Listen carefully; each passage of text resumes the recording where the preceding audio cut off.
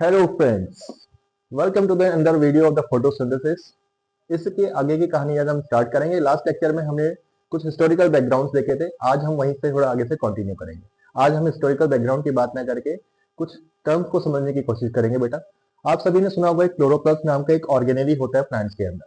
ठीक है, ये जो क्लोरोप्लास्ट नाम का जो ऑर्गेनेली होता है, इसके अंदर जो स्ट्रक्चर वाइज हम देखें, क्योंकि इसका यूज बेटा पूरे फोटोसिंथेसिस के अंदर यूज होना है, तो ये क्या क्या टर्म्स इसके अंदर आती है वो हमें समझने की जरूरत है।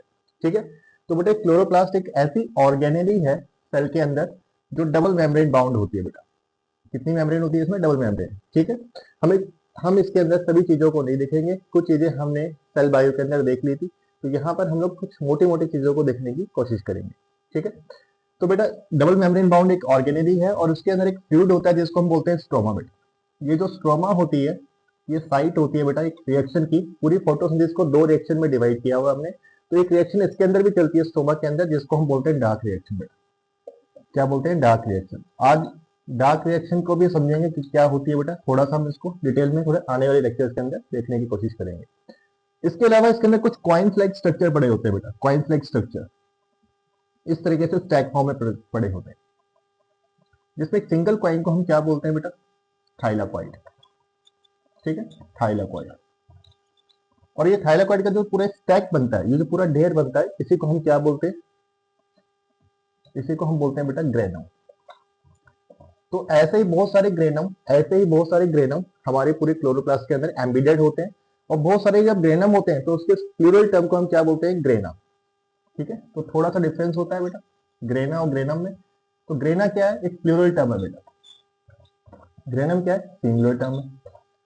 अब ये जो थाइलाकॉइड है, क्योंकि ग्रेनम का पार्ट है, ये जो थाइलाकॉइड है क्योंकि ये ग्रेनम का पार्ट है, तो इसीलिए हम इसको एक नाम और दे सकते हैं, ग्रेनम थाइलाकॉइड। Granum thylakoid. ये बात सभी को समझ में आ गई यहाँ पर? चलो आगे देखते हैं।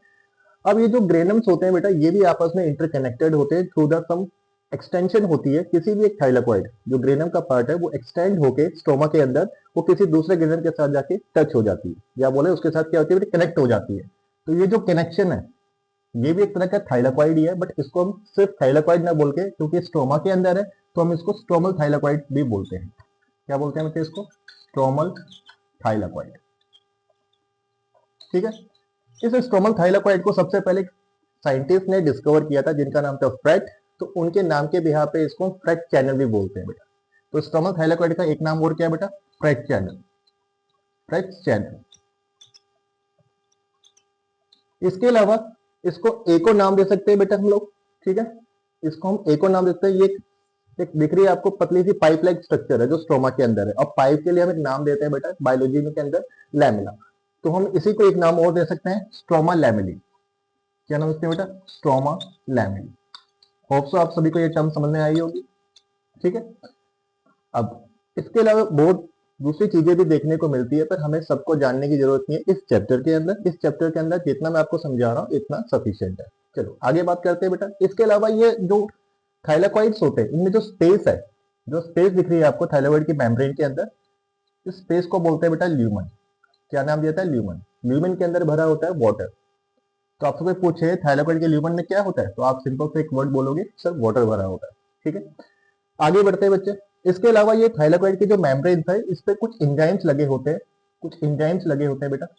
इन एंजाइम्स को हम एक नाम देते हैं बेटा, बहुत पॉपुलर एंजाइम है जो एटीपी बनाने में यूज होता है। इस एंजाइम का नाम है एटीपीएस। एटीपीएस के अलावा इसके और भी नाम है बेटा, पिन हेड पार्टिकल्स।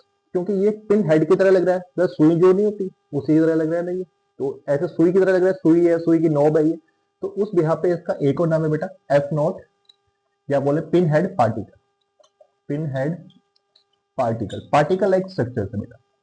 इनके काम को भी समझेंगे, अभी के लिए इतना समझ लो कि ये एटीपी को बनाने में यूज होती है बेटा। चलो आगे बढ़ते हैं। इसके अलावा पिन हेड पार्टिकल के अलावा इसका नाम बेटा एफ नॉट F1 पार्टिकल भी है। F not F1 particle, F not F1 particle भी है। ये बात समझ में आ गई? चलो अब हम थोड़ा सा आगे बढ़ने की कोशिश करते हैं बेटा। ठीक है, ये बात सभी को समझ में आ गई होगी होप सो। नेक्स्ट बच्चे हम इसमें क्या देखेंगे? पिगमेंट के बारे में थोड़ा सा देखने की कोशिश करते हैं।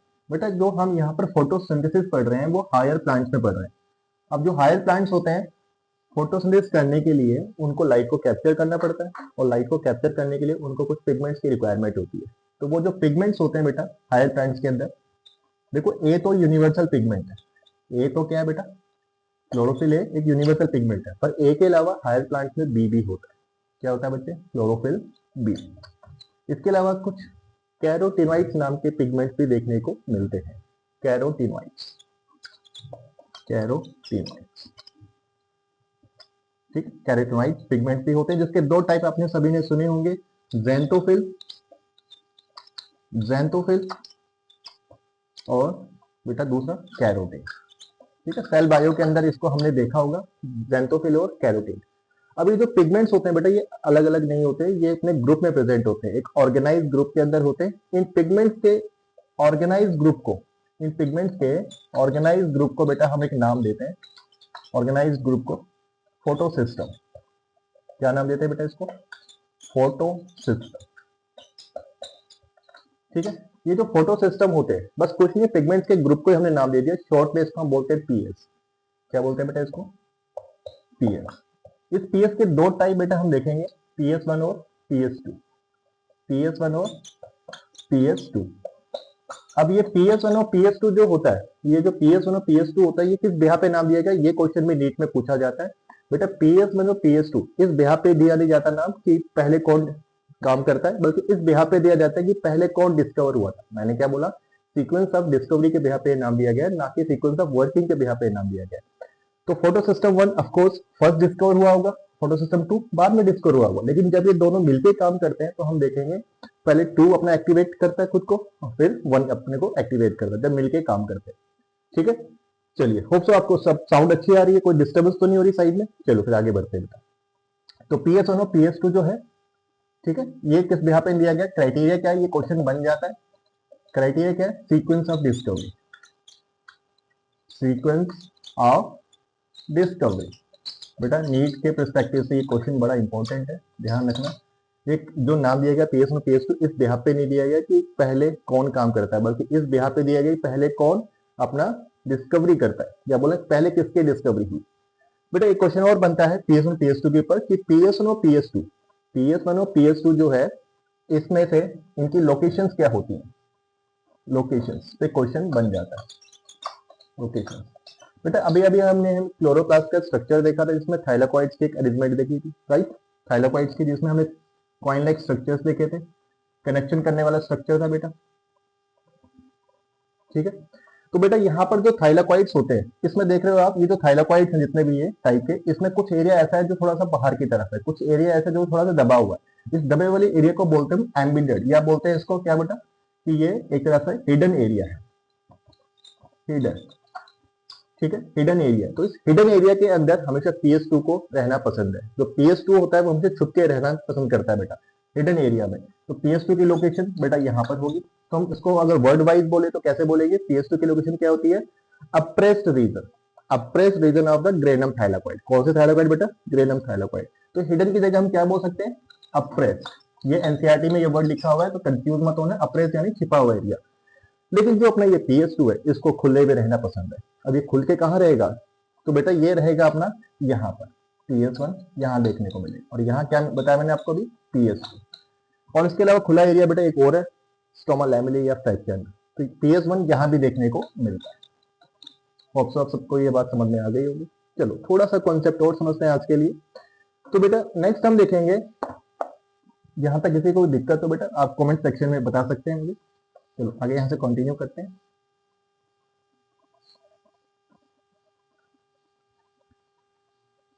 नेक्स्ट बच्चे इसमें हमें क्या देखना है कि जो पूरी फोटोसिंथेसिस है ना, ये जो पूरी फोटोसिंथेसिस है इसको हमने दो रिएक्शंस में डिवाइड किया बेटा। कितनी रिएक्शन, दो रिएक्शन। एक रिएक्शन को बोलते हैं लाइट रिएक्शन बेटा, लाइट रिएक्शन, और एक को बोलते हैं अपन डार्क रिएक्शन। बेटा डार्क रिएक्शन से तो ऐसा लग रहा है कि ये डार्क में परफॉर्म होती है, बट ऐसा नहीं है, ये एक मिसनोमर वर्ड है। मैंने क्या बोला, डार्क रिएक्शन से ऐसा लग रहा है जैसे ये डार्क में परफॉर्म होती है, बट ऐसा नहीं है। प्लांट की जो भी ये फोटोसिंथेटिक रिएक्शंस होती है वो लाइट में ही होती है। हालांकि डार्क में कुछ पार्ट होता है, लेकिन वो तब तक जब लाइट में बनी हुई चीजें रात को अवेलेबल हो, मैंने क्या बोला, डार्क रिएक्शन भी थोड़े टाइम रात को भी होती है, बट तब तक होती है जब उसको जो चीजें चाहिए लाइट रिएक्शन के थ्रू वो रात में उसके लिए अवेलेबल हो। अदरवाइज डार्क रिएक्शन कब होती है, दिन में ही होती है। तो बेटा एनसीईआरटी बोलती है डार्क रिएक्शन एक मिसगाइडेड नेम है या मिसनोमर नेम, मिसनोमर या मिसगाइडेड नेम है, ये भी लाइट में परफॉर्म होती है। बट फर्क क्या है फिर इनमें, बेटा ये डायरेक्टली लाइट पे डिपेंडेंट है, ये डायरेक्टली लाइट डिपेंडेंट है बेटा, ठीक है, लाइट डिपेंडेंट, ये बात समझ में आ गई। पर ये इनडायरेक्टली लाइट डिपेंडेंट है, ये भी लाइट पे डिपेंडेंट है बट इनडायरेक्टली। कैसे बेटा, लाइट रिएक्शन में कुछ प्रोडक्ट्स बनते हैं, ATP, NADPH2 and oxygen. Oxygen तो यहाँ पर वेस्ट होती है जो प्लांट स्टोमेटा को ओपन करके रिलीज कर देता है हमारे सराउंडिंग एटमॉस्फेयर में, जिसको हम ब्रीदिंग के दौरान यूज करते हैं। लेकिन जो एटीपी है as a source of energy और NADPH2, ये दोनों चीजें, ठीक है, यूज होती है डार्क रिएक्शन में। ये दोनों चीजें यूज होती है डार्क रिएक्शन में। मतलब डार्क रिएक्शन किस पे डिपेंडेंट है, लाइट रिएक्शन के जो प्रोडक्ट्स है उस पे डिपेंडेंट है बेटा, ठीक है। अब डार्क रिएक्शन में होता क्या है बेटा, डार्क रिएक्शन में कुछ नहीं होता है, हमारे जो एटमॉस्फेयर में CO2 होती है, प्लांट उसको रिड्यूस कर देता है। रिड्यूस करने का मतलब है उसको स्टेबल फॉर्म दे देता है बेटा, ठीक है। स्टेबल फॉर्म देने के लिए उसको C6H12O6 बना देता है बेटा। तो C6H12O6 जो कि ग्लूकोज का केमिकल फॉर्मूला है, इसमें हाइड्रोजन कहाँ से आया, NADPH2 से आया बेटा। कहाँ से आया, हाइड्रोजन NADPH2। अगर NADPH2 ना हो तो CO2 रिड्यूस नहीं हो सकती इसके अंदर। तो क्या डार्क रिएक्शन को इस बिहाफ पे कुछ और भी नाम दिए जा सकते हैं? यस, दिए जा सकते हैं बेटा। डार्क रिएक्शन को हम क्या बोलते हैं, CO2 रिडक्शन रिएक्शन, CO2 को रिड्यूस करने वाली रिएक्शन, ठीक है, CO2। इसके अलावा बेटा इसके एक और नाम से पॉपुलर है ये, बायोसिंथेटिक रिएक्शन। किस नाम से पॉपुलर है, बायोसिंथेटिक। ये नाम क्यों दिया गया, दिमाग में आया होगा आप सबके। बेटा बायो मतलब लाइफ, मतलब एक लिविंग ऑर्गेनिज्म में हो रही है। सिंथेटिक मतलब यहाँ पर कुछ सिंथेसाइज हो रहा है, that is a food synthesize हो रहा है, राइट। तो ये लाइट रिएक्शन और डार्क रिएक्शन में एक छोटा सा डिफरेंस है। साइट की बात करें, लाइट रिएक्शन क्लोरोप्लास्ट में चलती कहां पर है बेटा, जहां पिगमेंट्स होंगे वहीं चलेगी। तो लाइट पे डिपेंडेंट है तो लाइट को जहां कैप्चर किया जाएगा वहीं पर चलेगी। तो जहां पिगमेंट्स अवेलेबल है वो कौन सी जगह है, थाइलाकॉइड्स। तो ये कहां चलती है बेटा, लाइट रिएक्शन चलती है थाइलाकॉइड्स। सिंपल बोलें तो थाइलाकॉइड्स की जो मेम्ब्रेन है, ठीक है। और डार्क रिएक्शन कहां चलती है, तो हम बोलेंगे इसको स्ट्रोमा में चलती है बेटा, स्ट्रोमा में। ये बात समझ में आ गई सबको। तो बेटा आज के लिए इतना ही रहने देते हैं। यहाँ से नेक्स्ट हम क्या पढ़ेंगे, लाइट रिएक्शन के भी क्या होते हैं, दो टाइप्स होते हैं। इसको हम नेक्स्ट वाले लेक्चर में कंटिन्यू करेंगे। यहाँ से आज तक के लिए इतना ही। यहाँ तक कोई किसी को भी दिक्कत हो तो कमेंट सेक्शन में आप मेंशन कर सकते हैं। Thank you so much.